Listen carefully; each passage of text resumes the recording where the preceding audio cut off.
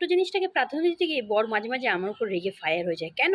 কারণ আজ ছিল শনিবার। শনিবার মানেই নিরামিষের দিন। তার আগে সন্ধ্যেবেলা মেয়েকে পড়িয়ে-টরিয়ে নিলাম। পড়াতে, পড়াতে 7:30 বেজে গেল। তারপর কি? উঠেই সোজা দৌড়ালাম রান্নাঘরে। তবে রান্নাঘরে গিয়ে ২ টো বাটিতে ২ রকমের আটা ময়দা নিলাম। কারণ শনিবার নিরামিষ আর পরোটা খেতে ভালো লাগে। কিন্তু এটার মধ্যেই আমাদের দুজনের মধ্যে বড় পার্থক্য। যেখানে বর আমার আটার পরোটা খেতে ভালোবাসে, আমি খেতে ভালোবাসি ময়দার পরোটা।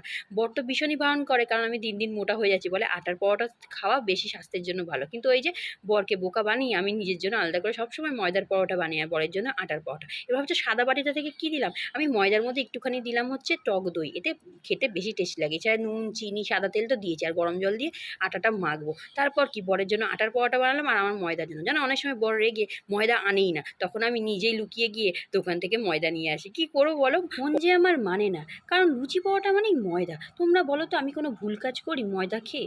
কি আমার ময়দা খেতে ভীষণ ভালো লাগে। আচ্ছা আমার মতন তোমরা কারা, কারা ময়দা খেতে ভালোবাসো?